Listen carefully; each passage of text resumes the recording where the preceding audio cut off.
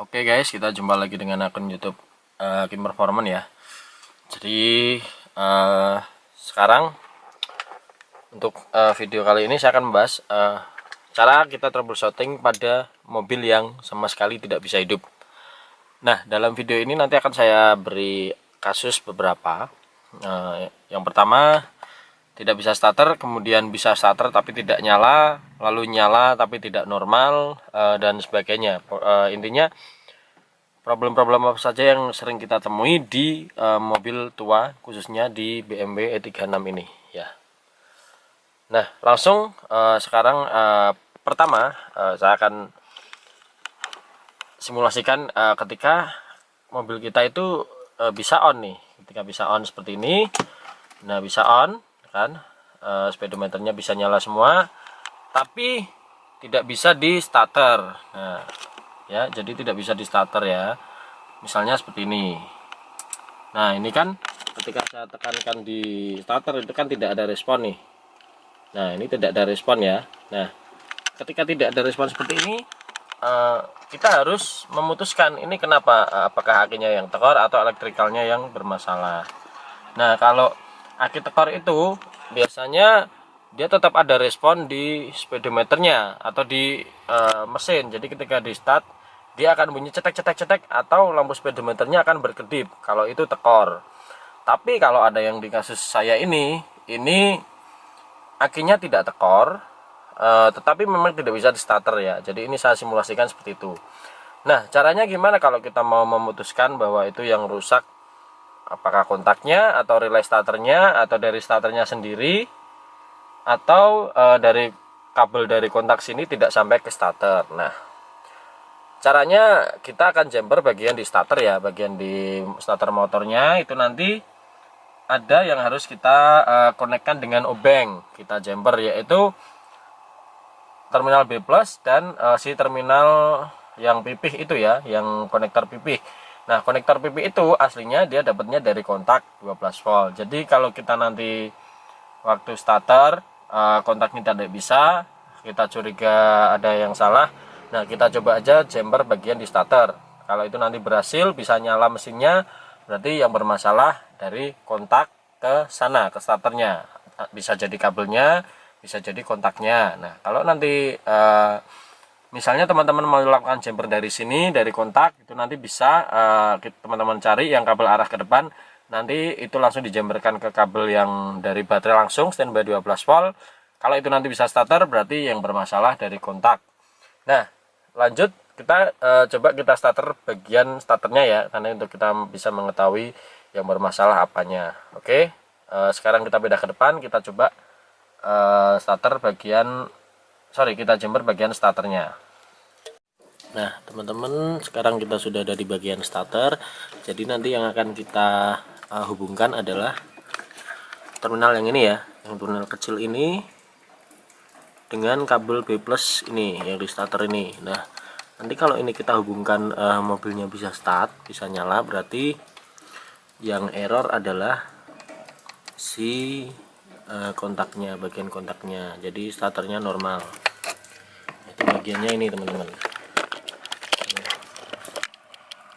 Nah dia bisa kelihatan ya, yang terminal yang ini dari kunci kontak, dan yang ini B plus. Coba kita jumper ya, teman-teman perhatikan mobilnya.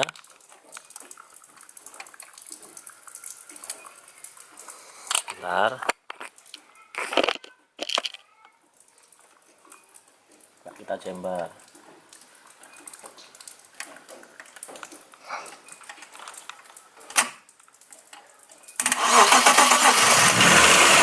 Nah setelah kita jumper dia bisa nyala ya, artinya memang kesalahannya ada pada kontak mesinnya ya. Jadi selanjutnya kita akan perbaiki di area kontak, sementara akan saya matikan mesinnya.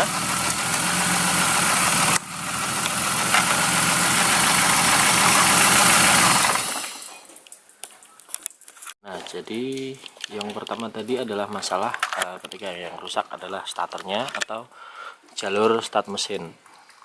Lalu yang berikutnya saya akan bahas gimana kalau seandainya mesinnya bisa start tapi tidak nyala. Oke, seperti ini misalnya.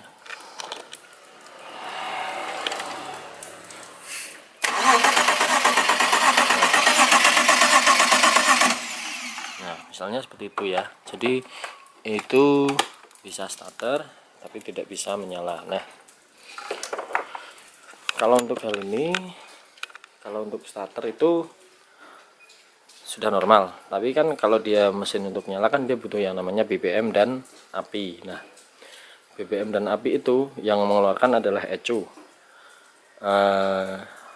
Kalau BBM dikontrol dengan injektor, tapi kalau api dikontrol dengan si coil. Kedua sinyalnya dikeluarkan oleh ECU ya.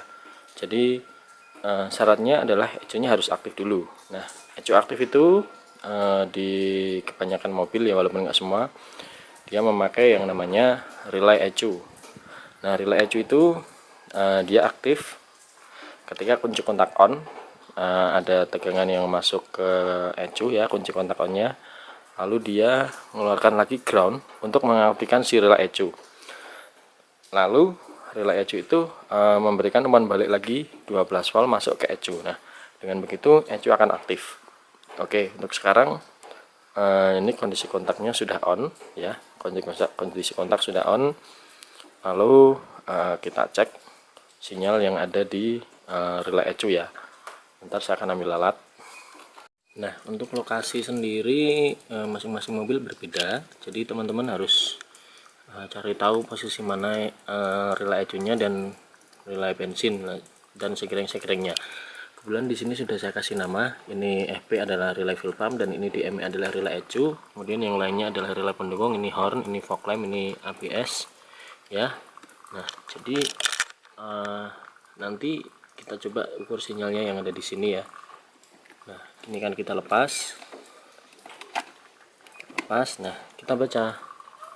Kebanyakan relay itu koilnya adalah di pin 85 dan 86. Sorry, belum jelas. 85 dan 86 ya. Jadi kita akan lihat nanti di pin 5 dan pin 86 nya keterangannya ada di bawah sini, di bawah kaki relay ya, ada di sini nanti. Nah, di sana 85 86 nya. Oke, kalau sesuai dari pin yang di sini, pin 85 86 itu ada di sini dan di sini. Jadi kalau nanti di lubang relaynya kita cek di bagian ini teman-teman. Sorry,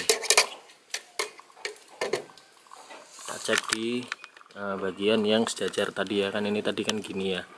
Yang kita cek adalah bagian sini dan sini. Coba kita masukin lampu, harusnya ini nyala ketika dikunci kontak on dan ECU-nya tetap terpasang ya.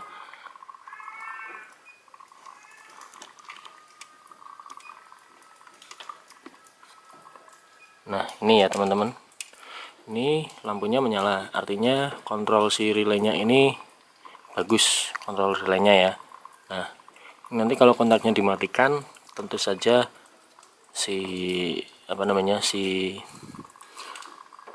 lampu ini akan mati. Akan saya coba, kontak akan saya matikan dari dalam. Nah, ini mati ya teman-teman ya, dia kontaknya mati. Nah, lalu saya akan coba nyalakan kembali, harusnya lampunya menyala.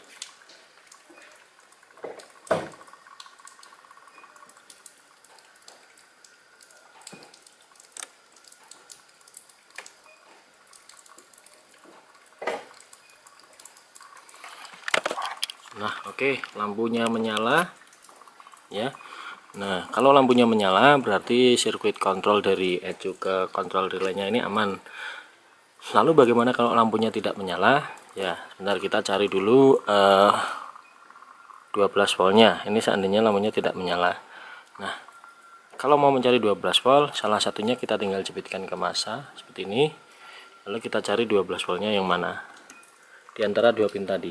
Nah, ini 12 volt ya, berarti yang ini tadi adalah massa, yang ini yang 12 volt.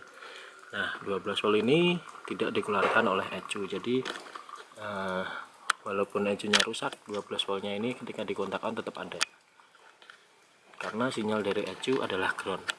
Oke, sekarang kita anggap sinyalnya relay normal ya. Harusnya kan kalau relaynya normal, kalau sinyalnya normal ecunya nyala. Nah, tapi kan tadi tidak mau. Nah, sekarang kita coba jumper dari pin 30 ke 87. 3887 ini adalah beban ya. Posisinya di sini, ini dan ini, lihat di kaki. Jadi nanti coba kita jumper pin ini dan pin ini. Coba kita jumper, lalu nanti coba kita start. Nah, ini sudah saya siapkan jumper. Jadi tujuannya jumper ini adalah menghubungkan terminal dari baterai langsung menuju ke ecu langsung tanpa harus melewati kunci kontak. Biasanya ketika ditancapkan seperti ini, si jumpernya itu nanti ada respon di mesin. Misalnya ISC nya bergerak atau fuel pumpnya nyemprot atau fuel pumpnya bergerak. Kita coba dengarkan ya. Nih. Nah, itu ya ada suara ya. Itu ada suara. Nah, sekarang coba kita start. Kalau ini nanti bisa, berarti yang bermasalah adalah relaynya. Jadi nanti kita perbaiki atau kita ganti. Kita coba start.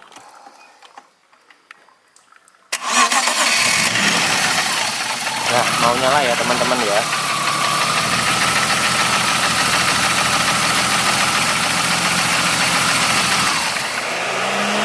Mau nyala.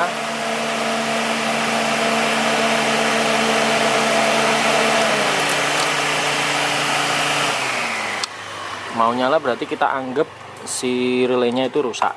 Si relaynya rusak, tapi ini relaynya bagus sih. Tadi kan saya cuma mensimulasikan seandainya tidak menyala. Nah, ini relaynya sudah kita ganti, lalu relay full pump kita pasang, harusnya kita starter lagi nyala. Ini sudah normal, kita anggap saja ini sudah kita ganti relaynya, relay ecu. Kita starter lagi. Nah, nyala ya. Jadi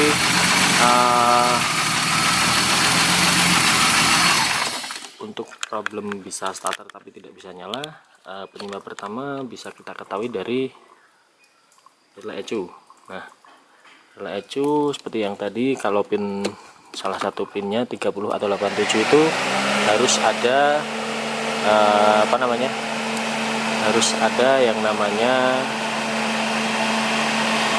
30 nya yang standby, harus ada 30 standby ya. Jadi nanti kita ukur itu di salah satu pinnya harusnya ada 12 volt. Nah, ini ya, ini pin standby nya 12 voltnya. Kalau nanti ini hilang, teman-teman silahkan cari sekring-sekring yang berhubungan dengan pin 30. Jadi tadi intinya adalah menyambungkan pin ini dan pin ini supaya ecu langsung hidup tanpa melalui seat kontak. Oke.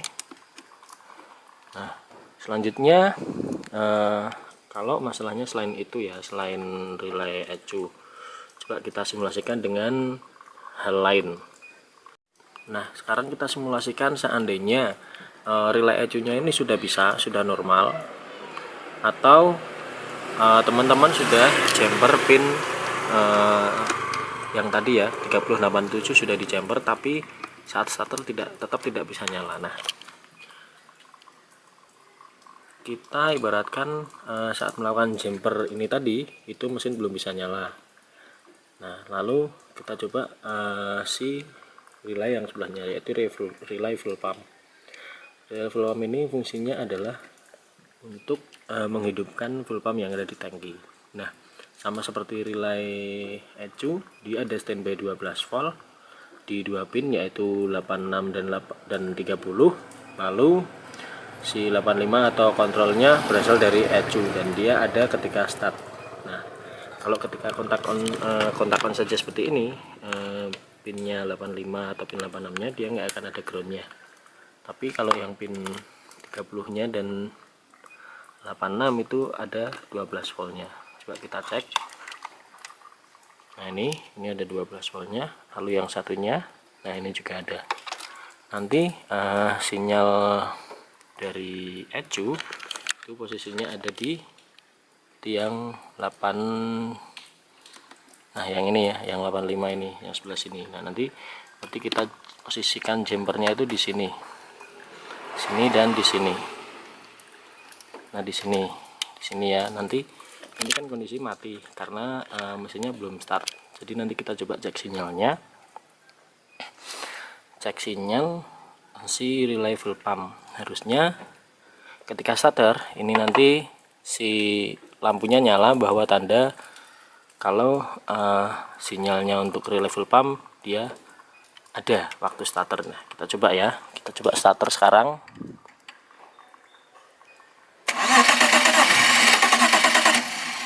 Nah sinyalnya untuk ke arah relay ada ya teman-teman, artinya bisa kita simpulkan bahwa si ECU normal, baik dari kontrolnya ke relay full pump atau kontrolnya yang tadi ke arah mesin. Karena apa? Karena si relay full pumpnya ini sudah mau nyala tapi kok tidak mau hidup. Oke lanjut, caranya sama, kita coba jumper si pin 30 dan 87. Nah posisinya kalau di sini, maka yang akan kita jumper adalah pin yang di sini dan pin yang di sini. Nah itu ada suara full pumpnya ya, gerak. Nah itu bunyi terus itu full pumpnya karena kita jumper. Nah dengan cara seperti ini coba kita starter.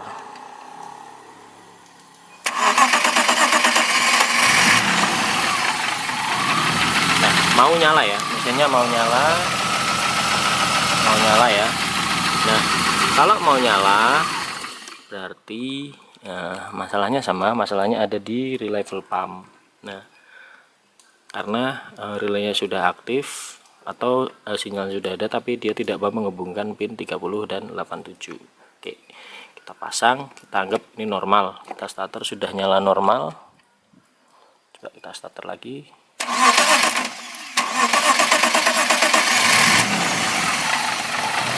Nah, sudah nyala normal ya. Kita gas juga sudah mau.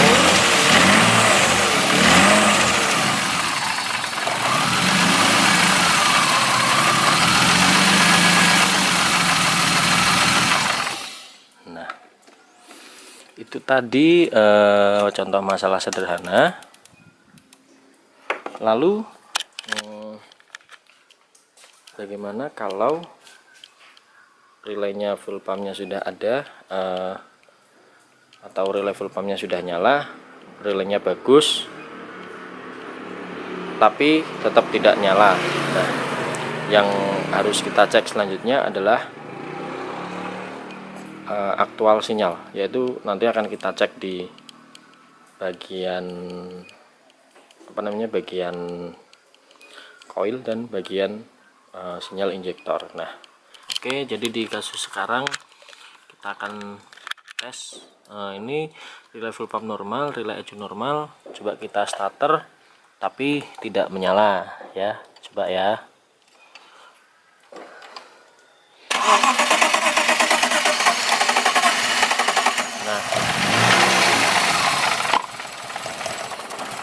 Nah itu ya pincang ya, pincang. Nah ini gas mati. Nah dia menyala biasanya karena masih ada sisa tekanan bahan bakar di fuel rail di sini ya. Nah sekarang kita coba start lagi.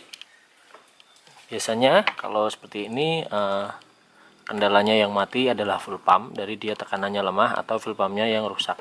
Kadang-kadang dia bisa, kadang tidak. Coba kita ulangi lagi.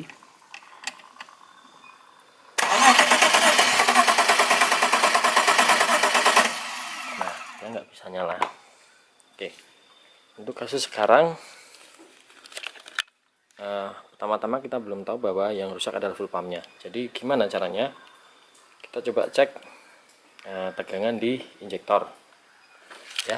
Jadi kebanyakan mobil itu di injektor itu ada tegangan standby sebesar 12 volt. Jadi ketika kontak on itu ada 12 volt di bagian injektornya. Nah coba sebentar,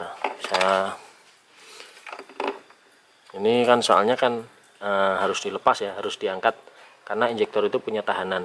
Nah coba akan saya lepas satu.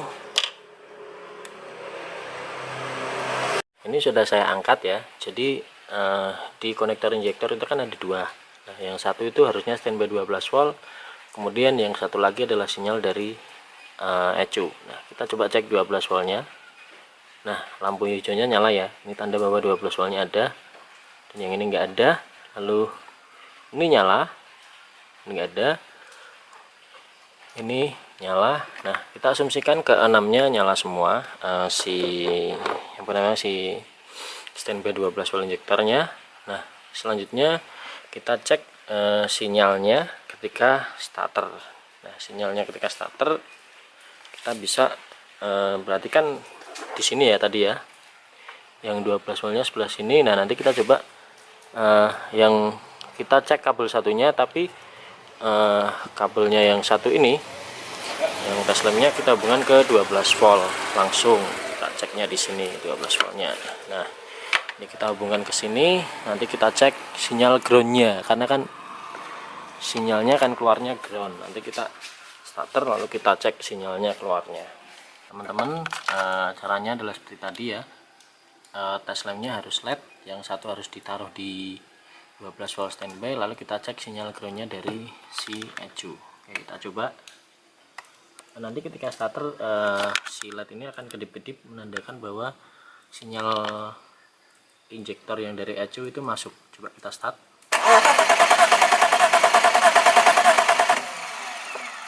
Nah, sinyalnya masuk, artinya dari ECU itu normal. Nah, bila perlu silahkan teman-teman cek ke semua injektor ya, ke 6-6-nya sinyalnya dicek. Kalau tes lampnya nanti mau nyala, berarti sinyalnya itu dari ECU ke injektor normal. Nah, kalau injektor sinyalnya normal, selanjutnya yang perlu kita cek mungkin bisa api dari si koil ya. Nanti kita cek satu persatu ya, api dari koil. Mungkin satu boleh, atau cek semuanya juga boleh. Nanti kita akan coba. Nah, selanjutnya kita cek koil. Sama dengan injektor, koil itu dia juga punya 12 volt standby. Jadi kita cari dulu pinnya yang sebelah mana. Biasanya ada 3 pin dan 12 volt 1, ground 1, dan sinyal 1. Nah, kita cek ini 12 voltnya masuk. Lalu biasanya pin satunya adalah pin ground ya, dan yang satunya lagi adalah sinyal dari ECU.